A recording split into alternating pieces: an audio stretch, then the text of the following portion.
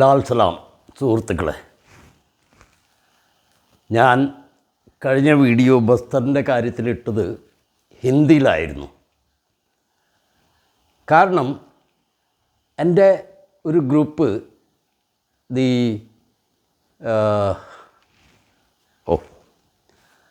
Protest against atrocities and killing united front for against the atrocities and killing in Bastar. അതിൽ മിക്കതും വടക്കേ ഇന്ത്യക്കാർ, ബംഗാളികൾ, ആന്ധ്ര, അവിടുത്തെ ആ ഭാഗങ്ങളിലെ ആൾക്കാരാണ്, ആദിവാസികളാണ് കൂടുതലും. ഹിന്ദി ആവുമ്പോൾ അവരുടെ ഇടയിലേക്ക് നമ്മുടെ മെസ്സേജ് എത്തിക്കാൻ എനിക്ക് എളുപ്പം ആയിട്ട് തോന്നി. പക്ഷെ ഞാൻ നോക്കുമ്പം അതിന് വളരെ നല്ല പ്രതികരണമാണ് കിട്ടിയത്. ഒരുപാട് പേര് അതിനെ പ്രശംസിച്ചു. അപ്പം ഞാൻ വിചാരിക്കുന്നത്, ഇന്ന് അത് വാസ്തവം പറഞ്ഞാൽ ഈ കഗാർ ഓപ്പറേഷനെ പറ്റിയായിരുന്നു. അതിൽ ചോദിച്ച വിഷയങ്ങളിൽ പണ്ട് ആംഡ് ഫോഴ്സസ് സ്പെഷ്യൽ ആക്ട്സ് എന്നും പറഞ്ഞിട്ട് എന്തൊക്കെയോ ഒന്നുണ്ടായിരുന്നില്ലേ നാഗാലാൻഡിലും അവിടെയൊക്കെ, അതൊക്കെ എടുത്തു കളഞ്ഞു. എങ്കിലും അതുപോലത്തെ വല്ല സാധനം ഇവരുടെ കയ്യിലുണ്ടോ? ഇത്ര ധൈര്യമായിട്ട് നമ്മുടെ നാട്ടിൽ പശ്ചിമഘട്ടത്തിൽ ആൾക്കാരെ വെടിവെച്ച് കൊല്ലിടും. എന്ത് അവകാശം ഉണ്ടായിട്ടാ? അവിടെ മംഗ്ലി എന്ന് പറഞ്ഞ കുട്ടിയെ, മുല കുടിക്കുന്ന കുട്ടിയെ കൊന്നു. എന്നിട്ട് മാവോയിസ്റ്റ് കൊന്നതാണെന്ന് പറഞ്ഞു. അതിൻ്റെ സത്യം ഞാൻ പറഞ്ഞുതരാം. മാവോയിസ്റ്റൊന്നല്ല. അവിടെ 12 മീറ്റർ വീതിയിൽ റോഡ് പണിയാണ്. നമ്മുടെ നാട്ടിൽ 3 മീറ്ററുടെ റോഡ് ഈ പഞ്ചായത്തിലൊക്കെ ഒന്ന് പണിത് കിട്ടിയാൽ എത്ര രസമായിരുന്നു.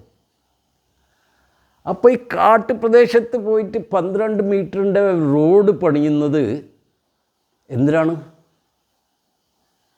ചൂഷണം ചെയ്തിട്ട് അവിടുത്തെ പ്രകൃതിദത്തമായ ഖനിജങ്ങൾ ചൂഷണം ചെയ്ത് കൊണ്ടുപോകാൻ, എന്നിട്ട് പോർട്ടിൻ്റെ അടുത്തേക്ക് എത്തിക്കാൻ. അദാനിയുടെ കയ്യിൽ പോർട്ടുമുണ്ട്, ട്രാൻസ്പോർട്ടേഷനുണ്ട്, പോരാത്തതിന് ഇപ്പോൾ റെയിൽവേയും അവർ കൊടുത്തിട്ടുണ്ട്. അദാനി എന്ന് പറയുമ്പം നമ്മളെല്ലാവരും വിചാരിക്കും മോദിയുടെ ആൾ. അങ്ങനെയൊന്നും ഇല്ല കേട്ടോ. ഹസ്ദേവ് ജംഗലിനെ പറ്റി, ഫോറസ്റ്റിനെ പറ്റി നിങ്ങൾ കേട്ട് കാണും. രാജസ്ഥാനിലെ കോൺഗ്രസ് മുഖ്യമന്ത്രി എപ്പോഴും തല്ലുകൊണ്ടുന്ന ഒരു ആളില്ലേ, മറ്റേ പൈലറ്റായിട്ട്, അവനും ഇവിടുത്തെ ഛത്തീസ്ഗഡിലെ കോൺഗ്രസ് മുഖ്യമന്ത്രിമാരും കൂടിച്ചേർന്നിട്ട് രാജസ്ഥാൻ രാജസ്ഥാൻ സ്റ്റേറ്റ് ഇലക്ട്രിസിറ്റി ബോർഡിന് വേണ്ടിയിട്ട് ഇവിടുന്ന് കൽക്കരി കൊണ്ട് കറണ്ട് ഉൽപ്പാദിപ്പിച്ച് അവർക്ക് സപ്ലൈ ചെയ്യണം. നാഷണൽ ഗ്രിഡ് ഉണ്ടല്ലോ, അതിൻ്റെ കോൺട്രാക്റ്റ് കിട്ടിയിരിക്കുന്നത് നേച്ചറലി അദാനിക്കാണ്. ഞാൻ ചെറിയൊരു കാര്യം സൂചിപ്പിക്കാം. എനിക്കറിയില്ല, ഫൈനാൻഷ്യൽ വിദഗ്ധരുണ്ട്. ഒരു സാധനം ഇന്തോനേഷ്യയിൽ നിന്നോ മലേഷ്യയിൽ നിന്നോ അല്ലെങ്കിൽ ഓസ്ട്രേലിയയിൽ നിന്നോ കൽക്കരി വാങ്ങിച്ചിട്ട് അഴിമതി ഇല്ലാതെ നേർവഴിക്ക് എത്തിച്ചാൽ അതിനൊരു വിലയുണ്ട്. ആ വില കൊടുത്താലും നമ്മൾ ഇവിടെ കൊടുക്കുന്ന വിലയേക്കാളും വളരെയധികം കുറവായിരിക്കും. കാരണം ആദിവാസികളെ കൊന്നു, ആദിവാസികളെ പുറത്താക്കി, ശരി, മനുഷ്യന്മാരാണ്, മനുഷ്യന്മാരെ കൊല്ലുക അവരുടെ ജോലിയാണ്. പക്ഷേ ഈ പ്രകൃതിനെ കൊന്നിട്ട്, കുന്നുകൾ എന്ന് പറഞ്ഞാൽ അതിൻ്റെ സുഷിരങ്ങളിൽ വെള്ളമുണ്ട്. മരങ്ങളെന്ന് പറഞ്ഞാൽ 150 കൊല്ലം പഴക്കം ചെന്ന മരങ്ങളാണ്. 300 കൊല്ലം ആയിട്ടുള്ളതുണ്ട് അവിടെ. അതൊക്കെ വെട്ടിപ്പൊളിച്ച് കളഞ്ഞ് അവിടെ ആനകളുണ്ട് കേട്ടോ. ഈ ആനകളൊക്കെ, ഹസ്ദേവ് എന്ന് പറഞ്ഞാൽ നോർത്ത് ബസ്തറാണ്, ജഗ്ദൽപൂർ ആ ഭാഗങ്ങളൊക്കെ അവിടെ വരുന്നതാണ്. അപ്പോൾ ഇവറ്റകളൊക്കെ എവിടേക്കാണ് പോവുക? നമ്മുടെ അരിക്കൊമ്പനും മറ്റൊരു ഈ മനുഷ്യ വാസത്തിലേക്ക് കടന്നു വരുന്ന പോലെ അവരൊക്കെ മനുഷ്യന്മാർ താമസിക്കുന്ന ഇടങ്ങളിലേക്ക് വരില്ലേ? ആന, അത് കൂടാണ്ട് ഒരുപാട് മൃഗങ്ങൾ അവിടെയുണ്ട്. ഒരുപാട് കിളികൾ, പലതരം കിളികൾ അവിടെ വന്നിട്ട് ഈ വൃക്ഷങ്ങളിന്മേൽ ഇരിക്കുന്നുണ്ട്. വൈവിധ്യമാർന്ന ഒരു ഇക്കോസിസ്റ്റമാണ് അവിടെ ഉള്ളത്. ലോകത്തിൽ തന്നെ നേച്ചുറൽ ഫോറസ്റ്റ് എന്നും പറഞ്ഞിട്ടുള്ളത് ഈ ദണ്ഡകാരണ്യയുടെ ഒരു ഭാഗമായിട്ട് തന്നെ അരണ്യ ഫോറസ്റ്റാണ് അത് കൂർബ, സർഗുജ, പിന്നെ സൂരജ്ഗഡ്, അങ്ങനെ 3 ഡിസ്ട്രിക്റ്റിലായിട്ടാണ് ഇത് കിടക്കുന്നത്. 1,70,000 ഹെക്ടെയർ വനപ്രദേശമാണത്. അതിൽ നിന്ന് 32,000 ഹെക്ടെയറാണ് അദാനിക്ക് ലീസിന് കൊടുത്തിരിക്കുന്നത്. ലീസ് എന്ന് പറഞ്ഞാൽ അത് അവൻ്റെ ആയി. നമ്മൾ ഇവിടെ ഹാരിസൺ മലയാളത്തിന് ലീസിന് കൊടുത്തത് അവൻ്റെ ആയി. അതുപോലെ തന്നെ അപ്പോൾ അവർക്ക് ഞാൻ കണക്ട് ചെയ്യാൻ വരുന്നത് എന്താ കാര്യം എന്ന് വെച്ചാൽ, ഈ ആദിവാസികൾ എന്ന് പറയുന്നത് പണ്ട്, പ്രത്യേകിച്ച് ഈ ബസ്തറിലെ ആദിവാസികൾ, അവർ കുറച്ച് വ്യത്യസ്തമാണ്. ഡാങ് ഒരു പ്രദേശമുണ്ട് ഗുജറാത്തിൽ, ഏകദേശം 372 വില്ലേജിൽ അവരാണ് ഭൂരിപക്ഷം. അവിടെ എത്രയോ, അതിനടുത്താണ് ഒരു എക്സ്പോർട്ട് പ്രൊസഷൻ സോണൊക്കെ ഉണ്ട്. ഞാൻ അവിടേക്ക് പോകാറുണ്ടായിരുന്നു. ഈ ടൈൽസ് ഫാക്ടറികളിലേക്ക് ഓട് വാങ്ങിച്ച് പുറം നാട്ടിലേക്ക് കൊണ്ടുപോകുന്ന ജോലി ഉണ്ടായിരുന്നു. അവിടെ അന്ന് 1 രൂപയ്ക്കാണ് ഒരു ഓട് കിട്ടുക. അപ്പോൾ കൂലി എത്രയാണ്? 70 രൂപ. ഒരു കൂലി കിട്ടുന്നത് 70 രൂപ. ഇന്നത് 150 രൂപയായിട്ടുണ്ടാവും. അപ്പോൾ ഇവരൊക്കെ ആദിവാസികളാട്ടോ. അവിടെ ആരും പറയാനില്ല. കമ്മ്യൂണിസ്റ്റ് സഖാക്കൾ നിറയെ കേരളത്തിൽ ഇങ്ങനെ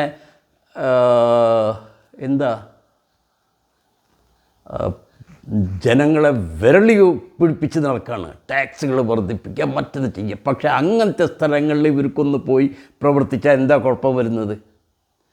കാരണം അവിടുത്തെ ആൾക്കാർ വളരെയധികം പാവമാണ്. അവരെക്കാളും വ്യത്യസ്തമാണ് ബസ്തറിൽ ഞാനൊരു doctor, department of history, sir C V Raman, doctor C V Raman യൂണിവേഴ്സിറ്റിയിൽ പഠിപ്പിക്കുന്നതാണ്, ഡോക്ടർ സീമ ദ്വിവേദി.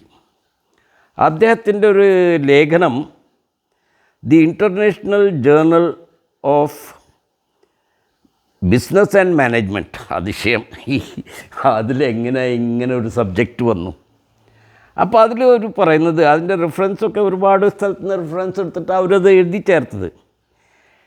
സാധാരണ എഴുതാമെന്ന് പറഞ്ഞാൽ അവിടെ ഈ ബസ്തറിലെ ആദിവാസികൾ കോമൺലി ഒരു കാര്യത്തിലാണ് അവർക്ക് ഒന്നോ രണ്ടോ അവരുടെ ട്രഡീഷൻ, അവരുടെ ഭൂമി, അവരുടെ വെള്ളം, അവരുടെ ജീവിതശൈലി, അതിലാരും കൈകടത്താൻ പാടില്ല. അതിനു വേണ്ടിയിട്ട് ആദ്യത്തെ വിപ്ലവം നടന്നത് 1774 മുതൽ 1779 വരെയാണ്. പിന്നെ ചെറുതിട കുറേ നടന്നിട്ടുണ്ട്. ഫസ്റ്റ് ഫ്രീഡം സ്ട്രഗിൾ, അതിലും ഒരു നല്ലൊരു പങ്ക് അവിടെ അവർ വഹിച്ചിട്ടുണ്ട്. അപ്പം ഈ മാരിയ റിബേലിയൻ 20 വർഷം നടന്നു. അത് 1842 മുതൽ 83 വരെ. കാരണം എന്താ? അന്ന് അവിടെയൊക്കെ ഈ മറാഠകളായിരുന്നു രാജവംശം. ചാലുക്യ രാജവംശത്തിനെ തോൽപ്പിച്ചിട്ട് മറാഠകൾ പിടിച്ചെടുത്തിട്ടുണ്ടായിരുന്നു. പക്ഷെ മറാഠകളെ തോൽപ്പിച്ചിട്ട് ബ്രിട്ടീഷ് കയറി. ബ്രിട്ടീഷ് അവിടെ ഭരിച്ചില്ല. കാരണം ബസ്തർ എന്ന് പറയുമ്പോൾ ഛേ എന്നും പറഞ്ഞിട്ട് ഇവരോട് പറഞ്ഞത് എന്താണെന്ന് വെച്ചാൽ മറാഠകളോട്, നിങ്ങൾ ടാക്സ് കളക്ട് ചെയ്തിട്ട് ഞങ്ങൾക്ക് തന്നാൽ മതി. അപ്പോൾ ആദിവാസികൾക്ക് സ്വന്തം ഭൂമിയിൽ ജീവിച്ചിട്ട് അവർക്ക് ടാക്സ് കൊടുക്കാൻ ഒരാൾക്ക് അത് അവർക്ക് അത്ര പിടിച്ചില്ല. അത് കാരണം കൊണ്ട് ഒരുപാട് വിപ്ലവങ്ങളുണ്ടായി. അപ്പോൾ അതിനിടയ്ക്ക് ഞാൻ മെയിനായിട്ട് പറയാൻ വന്ന കാര്യം പരാൽക്കോട്ട് റിബേലിയൻ. പരാൽക്കോട്ട് എന്ന് പറഞ്ഞാൽ ഏകദം എന്താ പറയുക, തെക്ക് പടിഞ്ഞാറൻ ബസ്തർ, ഗഡ്ചിരോലി, ചാന്തയിലേക്ക് പോകുന്ന വഴി. ആ ഭാഗത്തൊക്കെ ഞാൻ ജബൽപൂരിൽ നിന്ന് സൈക്കിൾ ചവിട്ടി പോയിട്ടുള്ളതാണ് പണ്ട് ചെറുപ്പത്തിൽ. അപ്പം ഞാൻ പറഞ്ഞു വരുന്നത് ആ ഭാഗങ്ങളിലാണ് ഈ ഇവർ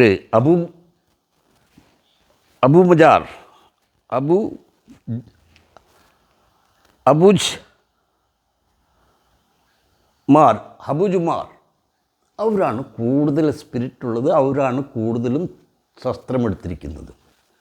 അപ്പോൾ അതിൽ ശ്രദ്ധിക്കണം, അന്ന് കാൾ മാർക്സിന് വയസ്സ് 2 തികഞ്ഞിട്ടില്ല. അന്ന് ജഗദൽപൂരിൽ നല്ലൊരു പണക്കാരനായ ഒരു ദിവാൻ എന്ന് പറഞ്ഞാൽ ഒരു ജന്മി പ്രഭു. പക്ഷേ പ്രഭു ആണെങ്കിലും ആൾക്ക് ആദിവാസികളോട് സ്നേഹം മൂത്തിട്ട് അവരെ രക്ഷിക്കാൻ വേണ്ടിയിട്ട് ആൾ ആ ജഗദൽപൂർ എന്ന് പറഞ്ഞ സ്ഥലത്ത് നിന്ന് വടക്ക് കിഴക്കൻ ബസ്തറിൽ നിന്ന് ഛത്തീസ്ഗഡിൽ നിന്ന് വന്ന് നമ്മുടെ ഈ ജമാർ എന്ന് പറഞ്ഞ ആദിവാസികളുടെ കൂട്ടത്തിൽ നിന്നു. ആളെന്താ പറഞ്ഞതെന്ന് വെച്ചാൽ,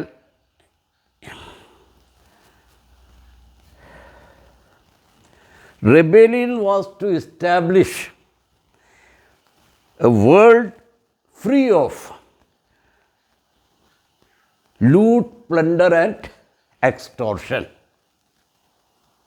Loot, plunder and extortion എന്ന് പറഞ്ഞാൽ, ലൂട്ട് എന്ന് പറഞ്ഞാൽ അറിയാലോ, പ്ലണ്ടർ അത് ഇപ്പം ഒരാളുടെ വീട്ടിൽ വന്നിട്ട് നമ്മൾ ഒരു കൊള്ളക്കാരൻ കാശ് എടുത്തു കൊണ്ടുപോയി, സ്വർണ്ണം എടുത്തു കൊണ്ടുപോയി, അതിനെ കൊള്ളാന്ന് പറയും.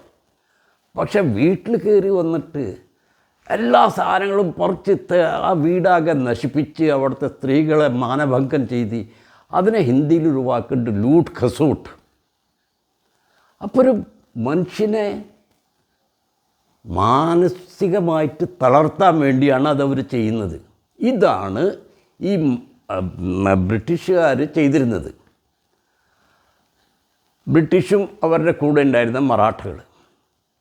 അപ്പോൾ അയാൾ പറയുന്നത്, എൻ്റെ ഈ ഭൂമിനെ, എൻ്റെ ഈ പ്രദേശത്തിനെ ഞാൻ I want to make it free from loot, plunder and exploitation. അപ്പോൾ ഞാൻ പറഞ്ഞു വരുന്നത് എന്താണെന്ന് വെച്ചാൽ, കമ്മ്യൂണിസത്തിൻ്റെ സൈദ്ധാന്തികൻ ജനിച്ചിട്ട് 2 വർഷമായിട്ടുള്ളൂ. അന്നിത് പറഞ്ഞ ആൾ ഒരു ഗേൻ സിംഗ് ഠാക്കൂറായിരുന്നു, ആദിവാസിയല്ല. പക്ഷേ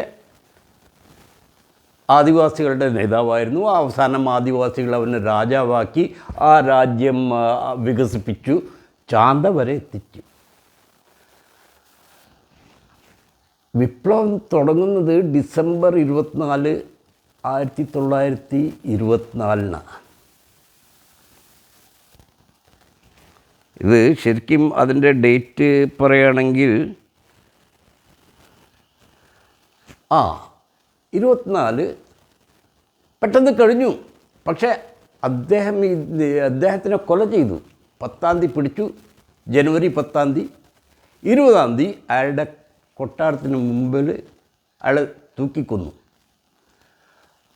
ഈ വിവരം അറിയുമ്പോഴേക്കൊക്കെ ഇവിടെ ആദിവാസി സൈന്യം ചാന്ത ഭാഗത്തേക്ക് എത്തിക്കഴിഞ്ഞിരുന്നു. ഇയാളെ കൊന്നു എന്ന് പറഞ്ഞപ്പോൾ ഒഡീഷയിൽ നിന്ന് സ്പെഷ്യൽ റെസിഡൻറ്റ്, ബ്രിട്ടീഷ് റെസിഡൻറ്റ് വലിയൊരു പോലീസ് ഫോഴ്സും കൊണ്ടാണ് വന്നത്. എന്നിട്ട് ഈ ചാന്തയിൽ വന്നവരൊക്കെ അടിച്ചു കൊന്നു. അപ്പം ഞാൻ പറഞ്ഞു വരുന്നത്, സർക്കാർ ഇവർ മാവോയിസ്റ്റാണ്, നക്സലാണെന്ന് പറയുന്നത് തെറ്റാണ്. ഒരു നരേഷൻ ക്രിയേറ്റ് ചെയ്യുകയാണ് അവർ. കമ്മ്യൂണിസ്റ്റുകാർ മോശമാണ്, അവരാണ് ഈ യുദ്ധമൊക്കെ ചെയ്യുന്നത് എന്നുള്ള ഒരു നരേറ്റീവ് ക്രിയേറ്റ് ചെയ്യുകയാണ്. മനസ്സിലായോ? കമ്മ്യൂണിസമല്ല അത്. കമ്മ്യൂണിസം എന്ന് പറഞ്ഞാൽ ആപ്പിൾ പൊട്ടി വീണത് കണ്ടിട്ട് ന്യൂട്ടൻ അത് കണ്ടുപിടിച്ചു എന്ന് പറഞ്ഞാൽ അത് ശരിയല്ല. അതവിടെ ഉണ്ടായിരുന്നു. മാർക്സിൻ്റെ നാട്ടിൽ ഇതൊക്കെ കണ്ടിട്ട് കുറേ പഠിച്ച് ലോകം മുമ്പ് എങ്ങനെയായിരുന്നു, പിന്നെ ഇപ്പം എങ്ങനെയാണ്, ഇനി വരാൻ പോകുന്ന കാലം എങ്ങനെയാവും, അതിനൊക്കെ അദ്ദേഹം ഹിസ്റ്ററി വെച്ച് പഠിച്ചു, പ്രസൻസ് വെച്ച് പഠിച്ചു. എന്നിട്ട് ഫ്യൂച്ചറിലേക്ക് ആളൊരു ദിശ നിർദ്ദേശിച്ചതാണ് മാർക്സിസം. പക്ഷേ ഇവിടെ 1820 ഇദ്ദേഹം പറഞ്ഞു അതേ വാചകങ്ങൾ തന്നെ. അന്ന് ആഞ്ചൽസ് ഇല്ല, ലെനിൻ ഇല്ല, സ്റ്റാലിൻ ഇല്ല, മാവോ ഇല്ല. അപ്പം ഞാൻ പറഞ്ഞു വരുന്നത്, മാവോയിസം എന്നോ കമ്മ്യൂണിസം എന്നോ നമ്മുടെ നേതാക്കൾ കോൺഗ്രസും BJP അടക്കം അവിടെ ഭരിക്കുന്നവർ കമ്മ്യൂണിസത്തിനെ തെറ്റായി വ്യാഖ്യാനിച്ച് ഈ ജനങ്ങളുടെ മുമ്പിൽ ഒരു തെറ്റായ ഒരു പിക് പ്ലോട്ടാണ് അവർ വെച്ചു കൊടുക്കുന്നത്. 10 പേരെ കൊന്നു എന്ന് ഒരു ന്യൂസ് ഐറ്റം ഇപ്പോൾ ഈ അടുത്തുണ്ടായിരുന്നു, ജനുവരി ഫെബ്രുവരിയിൽ. പക്ഷേ ഞാനൊരു വീഡിയോ കണ്ടിരുന്നു ബസ്തറിലെ, യൂട്യൂബറാണ്, ഞങ്ങൾ സംസാരിക്കാറുണ്ട്. അവൻ പറയുന്നത് എന്താണെന്ന് വെച്ചാൽ, ഒരു സ്വർഗവാഹൻ എന്ന് പറഞ്ഞിട്ട് സ്വർഗത്തിലേക്ക് കൊണ്ടുപോകുന്ന തേരെന്നാണ് അർത്ഥം ഹിന്ദിയിൽ ശരിക്കും പറഞ്ഞാൽ. അപ്പോൾ അതിൽ 4 ശവങ്ങളുണ്ട്, സ്ത്രീകൾ ഒരുമിച്ചിരുന്ന് കരയുന്നുണ്ട്. ഇവർ പറയുന്നുണ്ട് ഇവരൊന്നും മാവോയിസ്റ്റ് അല്ല, ഇവരൊന്നും കാലത്ത് എണീറ്റ് ഞങ്ങളുടെ കൂടെ കാട്ടിലേക്ക് പോയിട്ട് തിരിച്ച് വരുന്നവരാണ്, ഞങ്ങൾ ഉച്ചയ്ക്ക് കൊണ്ടുപോകുന്ന ഭക്ഷണം ഒരുമിച്ചിരുന്ന് കഴിക്കുന്നതാണ്. ഇവിടുന്ന് കുറേ ആളെ പിടിച്ച് കൊന്നിട്ട് ഇതേ മാവോയിസ്റ്റുകളെ കൊന്നു. അതിലുണ്ടായിരുന്നു മാവോയിസ്റ്റ് എന്ന് പറഞ്ഞാൽ ഇവരുണ്ടായിരുന്നു, തോക്കൊക്കെ ഉണ്ടായിരുന്നു. പക്ഷെ 6 പേര് മാത്രം. അതുപോലെ തന്നെ 29 പേര് കൊല്ലപ്പെട്ടു എന്ന് പറഞ്ഞാലും ഒരുപാട്, ഒരു മാവോയിസ്റ്റാണെന്ന് ഒരു പയ്യൻ സമ്മതിക്കുന്നുണ്ട്. എൻ്റെ അനിയനാണ്, അവൻ മാവോയിസ്റ്റായിരുന്നു, സുരേഷ്. അപ്പം പക്ഷേ മറ്റൊരൊന്നും മാവോയിസ്റ്റ് ആയിരുന്നില്ല എന്നും പറയുന്നുണ്ട്. ഈ armed forces protection special act ഉണ്ട്. ഇങ്ങനത്തെ യുദ്ധസ്ഥലത്തോ അല്ലെങ്കിൽ സിവിൽ ഡിസ്റ്റർബൻസുള്ള സ്ഥലത്ത് പോയിട്ട് പട്ടാളക്കാർ വെടിവെച്ചാൽ അവർക്കെതിരെ ലീഗൽ ഇതുണ്ടാവില്ല. അതിനെതിരെയാണ് എന്താ പേര്, ഒരു സ്ത്രീ മൂക്കിക്കൂടെ ട്യൂബ് ഇട്ടിട്ട് ഒരുപാട് നാൾ ഹങ്കർ സ്ട്രൈക്ക് നടത്തി. അപ്പോൾ അതൊക്കെ എടുത്തു കളഞ്ഞു, 98 എടുത്തു കളഞ്ഞു. അങ്ങനെ ഒരു സുരക്ഷാ കവചം അവർക്കില്ല. കണ്ടവരൊക്കെ വെടിവെക്കാനുള്ള സുരക്ഷാ കവചം ഇല്ല. അപ്പോൾ ഞാൻ, നമ്മുടെ ഒരു കോമ്രേഡ് സഞ്ജയ് സാങ്വി, ആൾ ജനറൽ സെക്രട്ടറിയാണ് ട്രേഡ് യൂണിയൻ കൗൺസിൽ ഓഫ് ഇന്ത്യയുടെ. 70 മുതൽ ട്രേഡ് യൂണിയൻ ചെയ്യുന്ന ആളാണ്. ഭിവണ്ടിയിലൊക്കെ ഭിവണ്ടി റൈറ്റ്സ് ഉണ്ടായപ്പോഴാണ് ആൾ അവിടുന്ന് മാറിയിട്ടില്ല. അയാൾ ബോംബെയിൽ താമസം, ഡെയിലി ഭിവണ്ടി പോയി വരുന്ന ആളായിരുന്നു. പക്ഷേ ആൾ അതിന് ശേഷം പ്രവർത്തനം ഓൾ ഓവർ ഇന്ത്യ ആക്കി. ഒരു 3 നില കെട്ടിടം ഡൽഹിയിൽ സ്വന്തം കാശ് കൊണ്ട് മേടിച്ചിട്ടാണ് ആൾ ഇപ്പോൾ ഡൽഹിയിലിരിക്കുന്നത്. നമ്മളൊക്കെ പോകുമ്പോൾ അവിടെ താമസിക്കും. അത് വേറെ വിഷയം. അങ്ങോരോട് ഞാൻ ചോദിച്ചിട്ടുണ്ട്, ഇവർക്ക് ഇപ്പം കേരളത്തിൽ 9 പേരെ വെടിവെച്ച് കൊന്നു. ലീഗലി അവരൊരു ആക്ഷനും എടുത്തിട്ടില്ല. ചെയ്യേണ്ട വിധത്തിലൊന്നും ചെയ്തിട്ടില്ല. അപ്പോൾ ഇപ്പോൾ ഇത്രയും തീവ്രമായിട്ട് 186 പേരെ ജനുവരി മുതൽ വെടിവെച്ച് കൊന്നു കഴിഞ്ഞു, കഗാർ തുടങ്ങിയ മുതൽക്ക്. അത് കഗാർ തുടങ്ങിയിട്ട് അവിടെ പോലീസ് ക്യാമ്പ് ഉണ്ടാക്കിയതിൻ്റെ 3-ാം ദിവസമാണ് ഈ മംഗളി എന്ന് പറഞ്ഞ കുട്ടി മരിക്കുന്നത്. മാവോയിസ്റ്റൊന്നും അവിടെ അടുത്തുണ്ടായിരുന്നില്ല എന്ന് കുട്ടിയുടെ അമ്മയും അവിടുത്തെ നാട്ടുകാരൊക്കെ പറയുന്നുണ്ട്. അവിടെ റോഡ് ഉണ്ടാക്കായിരുന്നു, ബുൾഡോസർ നടക്കായിരുന്നു. മാവോയിസ്റ്റ് ആക്രമിക്കുകയാണെങ്കിൽ പോലീസ് ക്യാമ്പിന് നേരെയാണ് ആക്രമിക്കുക, അല്ലാണ്ട് ജനങ്ങൾക്ക് വെടിയേൽക്കുന്ന പോലത്തെ ഒരു കാര്യം അവർ ചെയ്യില്ല. അപ്പം ഞാൻ പറഞ്ഞു വരുന്നത് 1820-25 കാലഘട്ടത്തിൽ ഒരു മനുഷ്യൻ against exploitation and loot and plunder എന്നും പറഞ്ഞിട്ട് എടുത്തപ്പോൾ അയാളായിരുന്നോ മാവോയിസ്റ്റ്? അല്ല, സാധാരണ ജനമായി അവിടുത്തെ ജനങ്ങൾ അനുഭവിക്കുന്നത് കണ്ടിട്ടാണ് ആൾക്ക് അങ്ങനെ ഒരു സ്വപ്നം കണ്ടത്. എനിക്ക് എൻ്റെ രാജ്യം സ്ഥാപിക്കണം, അതിലിങ്ങനെയൊന്നും ചൂഷണം ഉണ്ടാവാൻ പാടില്ല. എത്ര നല്ലൊരു വിചാരമാണ്. എന്നോട് പലരും ഫേസ്ബുക്കിൽ പലരും പറയും, ഇതൊക്കെ ശരിയല്ല, വെടിക്ക് മാവോയിസ്റ്റൊക്കെ തൂക്കിട്ട് സറണ്ടർ ചെയ്യണം, അത് കഴിഞ്ഞിട്ട് നമുക്ക് ഇരുന്ന് സംസാരിക്കണം. അതെയോ? ആരാ തൂക്ക് ആദ്യം വെക്കണ്ടേ? ഈ കൊല്ലുന്നവരല്ലേ ആദ്യം തൂക്ക് വെക്കണ്ടേ? എന്തിനാ ഇത്ര വലിയ BSF, മറ്റൊരു Indo Tibetan border police, drones, helicopters, ഇതൊക്കെ ആർമഡ് ഫോഴ്സസ് റിഫ്യൂസ് ചെയ്തു. ഫൈറ്റർ പ്ലെയിൻ തരില്ല എന്നും പറഞ്ഞിട്ട് റിഫ്യൂസ് ചെയ്തിട്ടുണ്ട് അവർ. ഇവിടുന്ന് ചോദ്യം ഉയർന്നിട്ടുണ്ടായിരുന്നു. പിന്നെ നിങ്ങൾക്ക് ഗൂഗിൾ ചെയ്താൽ അറിയാമൊരു സംഭവം. അതെന്താണെന്ന് വെച്ചാൽ, ഹൈദരാബാദിലൊരു പോലീസ് അക്കാഡമിയുടെ പാസിംഗ് ഔട്ടിന് SS ഫോഴ്സസ് നിങ്ങൾ കേട്ടിട്ടുണ്ടാവും. ജർമ്മനിയിലൊരു SS ഫോഴ്സ് ഉണ്ടായിരുന്നു. അതേപോലത്തെ ഡ്രസ്സും ജാക്കറ്റും ഇവിടെ ഇൻസിഗ്നിയ വെച്ചിട്ട് അതേപോലത്തെ ഒരു തൊപ്പിയും വെച്ചിട്ടാണ് ആരാ വന്നത്? James bond. എന്നിട്ട് അവൻ പറഞ്ഞത് എന്താ? ഇനി വരാൻ പോകുന്ന യുദ്ധം നമുക്ക് ജനങ്ങളുടെ ഇടയിലാണ് ഫൈറ്റ് ചെയ്യേണ്ടത്. അതിൻ്റെ അർത്ഥം തന്നെയാണ് കഗാർ. ഈ കഗാർ എന്ന് പറഞ്ഞത് അവൻ്റെ മനസ്സിൻ്റെ ഉപജമാണ്, അവൻ്റെ മനസ്സിൽ ജനിച്ചൊരു വിചാരമാണ്.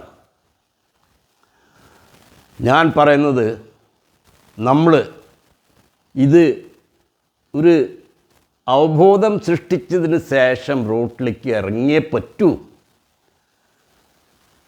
കൂടുതൽ പേരോട് ഞാൻ റിക്വസ്റ്റ് ചെയ്യുന്നത്, united front against atrocities and killing in Bastar. Bastar മാത്രമല്ല, എല്ലാ ആദിവാസികളുടെയും കാര്യമാണ്. പക്ഷേ ഈ കഗാർ ആയതുകൊണ്ട് അവിടെ ബസ്തർ എന്ന് പേരിട്ടു. അതിൽ ജോയിൻ ചെയ്യണം. എൻ്റെ ഫേസ്ബുക്കിൽ അതിൻ്റെ ഇൻവിറ്റേഷൻ ഉണ്ട്. അത് ക്ലിക്ക് ചെയ്താൽ അവിടെ നിങ്ങൾ ആ സൈറ്റോ ഞാൻ ഓപ്പറേറ്റ് ചെയ്യുന്നത് ബൽരാജ് എന്ന പേരിലാണ്. Balraj was the supreme commander of Hindustan socialist republican army. Red pamphlet കേട്ടിട്ടുണ്ടോ? ഭഗത് സിംഗ് ബോംബ് എറിഞ്ഞപ്പോൾ അതിൻ്റെ കൂടെ എറിഞ്ഞതാണ്. ആ റെഡ് പാംപ്ലെറ്റ് വായിച്ചു നോക്കിയാൽ അറിയാം, ഇവരൊക്കെ ആയിരുന്നു ആദ്യത്തെ മാർക്സിസ്റ്റ് ലെനിനിസ്റ്റുകൾ. ചന്ദ്രശേഖർ ആസാദ്, അഷ്ഫാഖുള്ള ഖാൻ, രാം പ്രസാദ് ബിസ്മിൽ, ബട്ടുകേശ്വർ ദത്ത്.